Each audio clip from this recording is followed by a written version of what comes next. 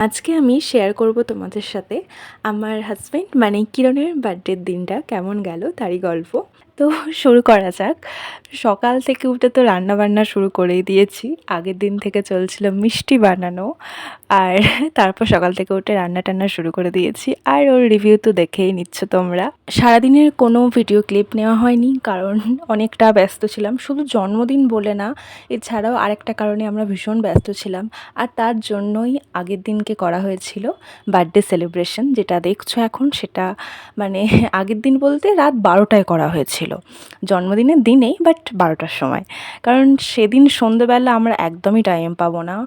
অনেকটা কাজ ছিল দুজনেরই। আর ও রাতে কাজ থেকে বাড়ি ফেরার আগেই আমি এরকম সুন্দরভাবে সাজিয়ে নিয়েছিলাম যে ওকে একটা সারপ্রাইজ দেবো। বাট ও সারপ্রাইজ হয়েছে কিনা আমি জানি না। সারপ্রাইজ হতে গিয়ে আমার ক্লিপই ভেঙে দিয়েছে। এরকম ও আরেকবারও করেছিল, আমার ভীষণ রাগ ধরে। মানে আমার এত সুন্দর সুন্দর ক্লিপগুলোকে এভাবে ভেঙে দেয় আর কি। যাই হোক, কিছু করার নেই। তারপর আর কি কেক কাটিং হলো। আর ওর বার্থডে এইভাবেই কাটলো। আসলে মুহূর্তগুলোই রয়ে যায় সব কিছুর।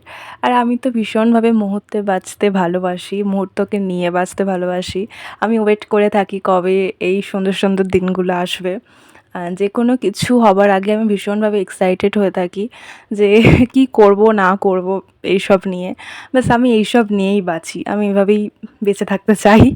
আমার মনে হয় যে এগুলো না থাকলে হয়তো বেঁচে থাকার আনন্দটাই থাকবে না, আমার জীবনে তো বিশেষ করে। আর যাই হোক, তোমাদের কেমন লাগলো জানিও অবশ্যই। আজকের জন্য এটুকুই।